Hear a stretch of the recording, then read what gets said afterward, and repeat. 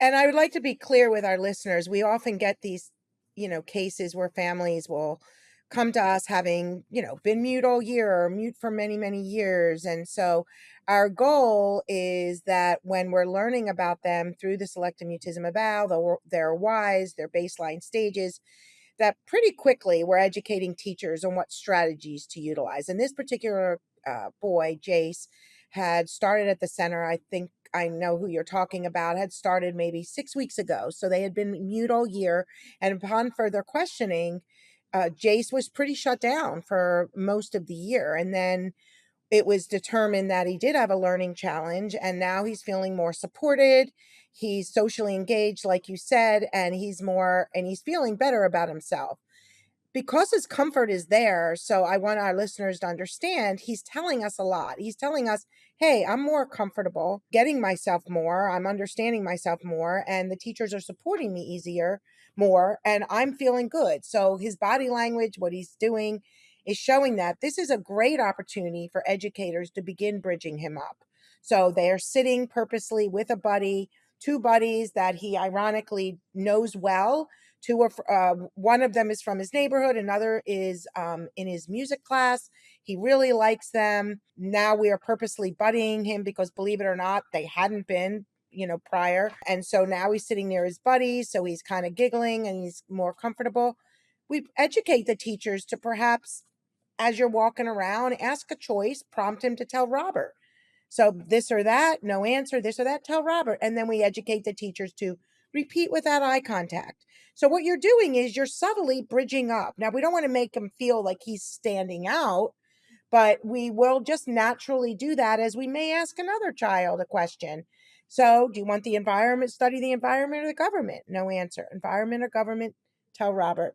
Naturally utilizing the verbal intermediary, but we also want to ask a question because we gave him that 10 to 20-second time. We asked the question so he got to process it. So he heard the teacher say, hey guys, want you to decide if you want to study the environment or the government. And he's starting to think about it. And he's realizing, oh, I want to study the environment. So you gave him that warm up. You gave him the time to process because he has some learning challenges that affect processing. The teacher might even say, hey guys, why don't you write down what you want? And then the teacher naturally says environment or government to his friend. He answers. Maybe by giving him that warm up, his ability to write it, maybe the teacher might say to him, hey, Jace, environment or government. She avoids direct eye contact. And the child, and maybe Jace naturally will say environment. We giving him the chance to be verbal. But if not, we gave him that 10 to 20 seconds, no answer, repeat, tell Robert. And maybe he turns to Robert because he's verbal with Robert and he says environment. And the teacher says, okay, environment. And then moves on. Doesn't say, oh my God, you spoke. I heard you. So I want our listeners to understand that he's telling us by his body language that he's more comfortable. We're looking at that. We're listening. As an educator, we want to know what are the signs to bridge up, and those are the signs. But what if Jace was very shut down? What if he looked anxious? What if his buddies weren't there that day? What if he wasn't being buddied up? What if the teacher asked an open-ended, thought-provoking question that shut him down? These are things we need to know. And so I want our listeners, I know I went a little long-winded there, and you know that I can. I feel like it gives our listeners a real understanding of, all right, now what? Yeah. And that is a great opportunity because he looks comfortable. He's smiling. He's making good eye contact. It is an opportunity to bridge up, but it's how you bridge up. What strategies work best? We talked about the fact that Jace has a learning issue. And one of the things that occurred when we figured that out was that he wasn't starting and completing work on time. He took a lot longer. And we realized that that was a big why for him. And so I think it's important that our listeners realize that. And we learned a lot. And now he's feeling better about himself because he feels that support. Exactly. Yeah. No, I think it's very important. So, again, like as we're talking about all these things, you can see how they all really overlap with each other, right? Because, of course, as we're looking and we're listening for things, we're seeing and observing a lot. I think that's a really big aspect to, the last piece, which is the learning part. So, from looking and from listening, we can really reflect and respond now with purpose. So, instead of looking at the scenario in a way where we don't see as much success or we say, oh, this didn't work as well, we can kind of look at it differently. And we can think about all the things that we looked for and we listened for.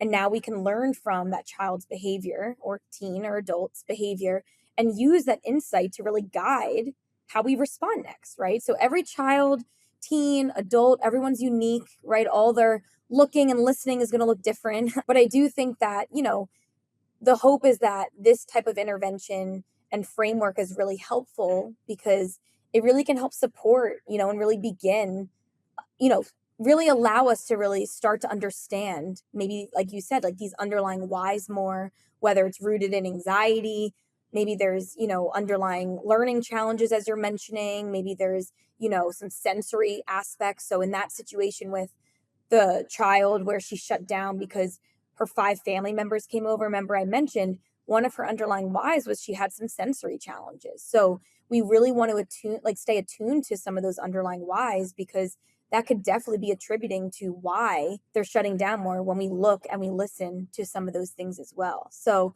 I think that's really important. I think that when we're, learning, it's also important to first start by identifying the child's current stage on the social communication bridge. So we're like learning from a education standpoint too of like where do we feel like they can get to, and like you said, maybe it's not thinking about them so far along the bridge if we feel like we want to set them up for success. But at the same time, I always say sometimes like the sweet spot could be like stage 2, which is our transitional, because if we know potentially they could bridge up to verbal, but we're also not sure, a lot of times they might use you as a verbal intermediary, then sometimes just always prompting for nonverbal can also be a lack of opportunity, right? So we can learn from, well, why don't we start with prompting, oh, well, tell me, do you want this or that, right? And if they answer loud enough, we can always look at that person and say, did you get that? Right. Which could allow us to maybe bridge up to stage 3. But if they whisper to you very quietly, then we're in that traditional stage 2. Right. But if they also freeze, it's okay to then bridge down and learn again from that instance and say, did you want this? And then maybe prompt for like a head nod, right? So I definitely think again the learning piece is to me. I mean, I know I said the look piece is the most important, but I think all 3 of them are important because the learning piece is how we can now move forward and how we can change things for the future to really set up even more successful interventions. So we definitely want to think about all of these pieces together as we navigate. You said something where I heard you naturally bridging down. And I want our listeners to understand that if a child is not speaking in a certain situation, or if you implement it or trying to implement a strategy, it's not a failure if they're not verbal. And I need to repeat that. They are not failing. It's not regression. If a child is, or a teen, or whomever you're talking about here, is not verbal, it means that they weren't able to in that moment. And you need to figure out why. But bridging down to either an intermediary, using sounds for young kids, or even non-verbally is still on the bridge. And Mhm. what I have found in my experience working with families with selective mutism is that when you're okay with bridging down and the message to the child isn't, oh my God, you failed, you should have spoken, like, oh, I can't believe you didn't answer the store clerk, or I can't believe you didn't say hi to Aunt Sally. And you don't do that and you kind of accept it. It actually fuels the child to be willing to try and make more progress. And I think that's really important because I have found, and we hear this a lot in our individual care, and we also hear it with teachers sometimes, but we hear it at Communicamp a lot. Like, well, if my child didn't talk, I figured that they failed. Like they're not being brave enough, they're not being courageous enough. And many of these kids just walking into a room, or handing money to a store clerk, or turning to their friend and saying a word, or shaping sounds into words, or using an intermediate, that's courageous. Just showing up sometimes. And so I want to be clear that it's okay. Now, that doesn't mean that the message you say to your child is, you don't need to talk.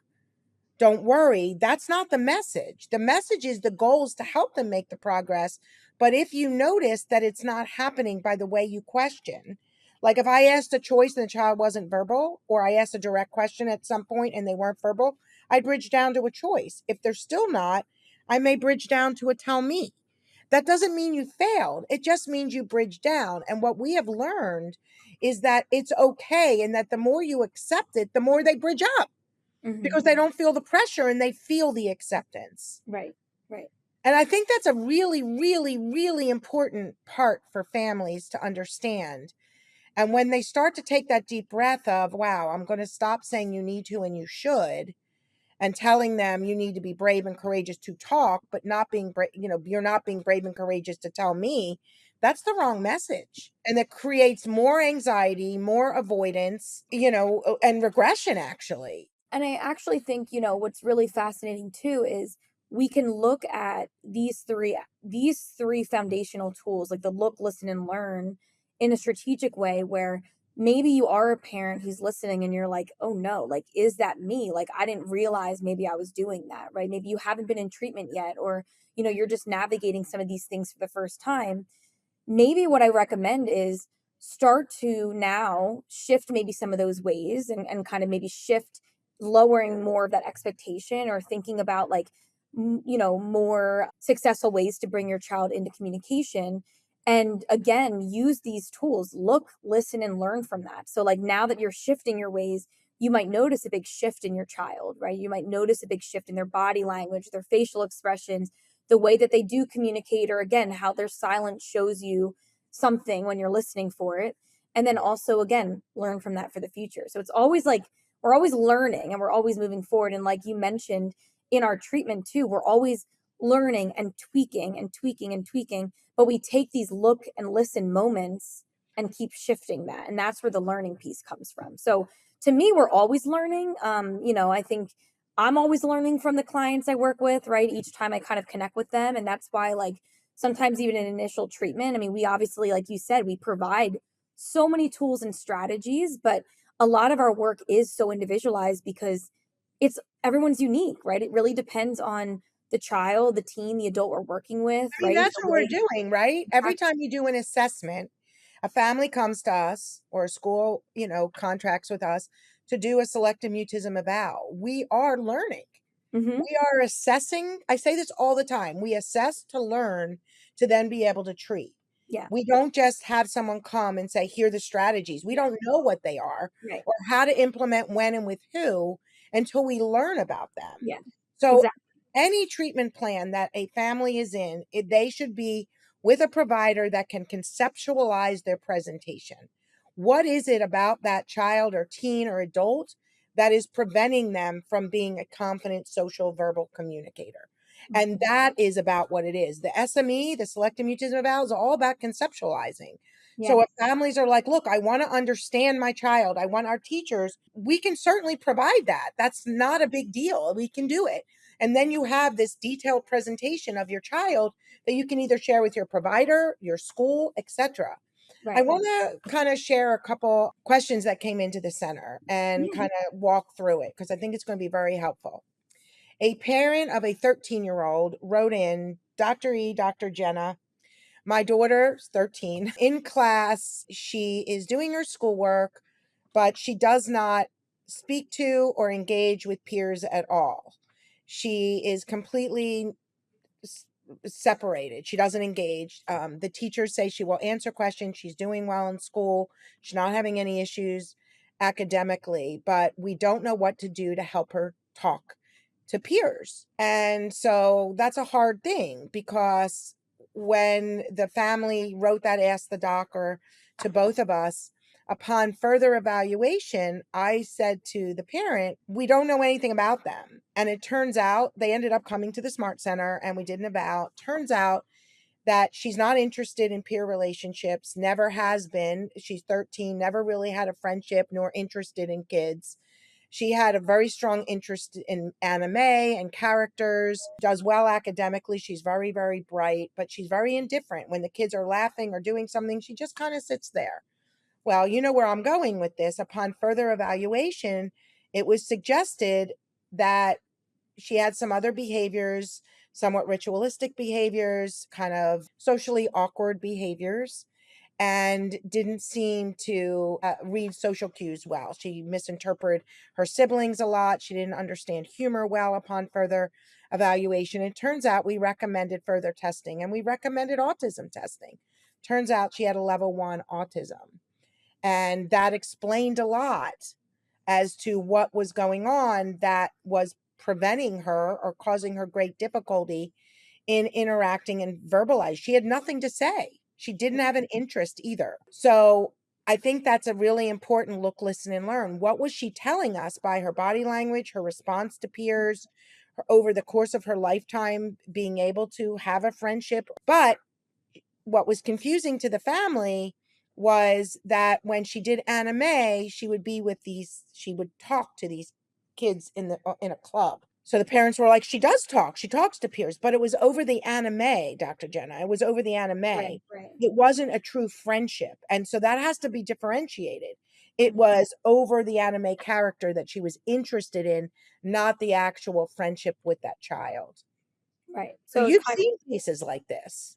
Yeah, no, I mean, it definitely sounds like it stems more from like the restricted interest aspect of like when she's in that specific environment, that's where she is the most socially engaging. But like you mentioned, it's mostly about engaging through her own play and her own interests rather than the actual like interactive aspect of engagement.